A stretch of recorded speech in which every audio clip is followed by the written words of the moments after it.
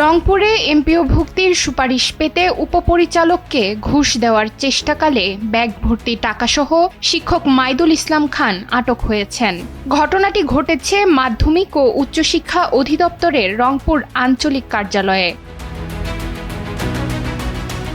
মাইদুল ইসলাম খান কুড়িগ্রামের রৌমারী উপজেলার কাজাইকাটা উচ্চ বিদ্যালয়ের প্রতিষ্ঠাতা শিক্ষক দাবি করে উপপরিচালক রোকসানা বেগমের কক্ষে যান।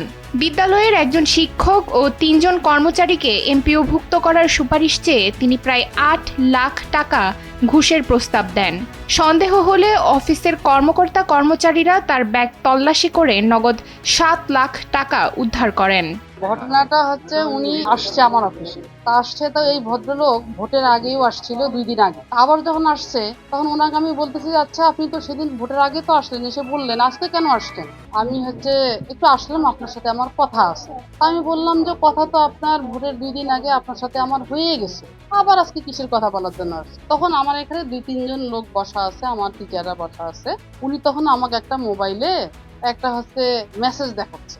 মেসেজটা একজন শিক্ষকের জন্য 5 লাখ টাকা আর 3 জন কর্মচারীর জন্য 3 লাখ টাকা, 8 লাখ টাকা এখানে আসে। বিষয়টি জানানো হলে দুর্নীতি দমন কমিশন ও পুলিশ ঘটনাস্থলে আসে।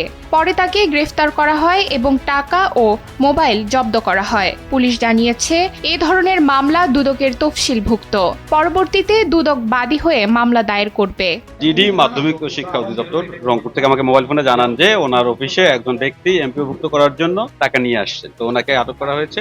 আমাদের কাছে পুলিশি সহায়তা করতে আমি আমাদের মোবাইল ওয়ান অফিসার শাহানুরকে পাঠিয়ে দিয়ে আমি উনি আসার পরে দেখি যে হ্যাঁ উনি বসে আছে। পরবর্তীতে আমরা টাকাগুলো গুনলাম, গুনে দেখা গেল যে নগদ ক্যাশ ৭ লক্ষ টাকা।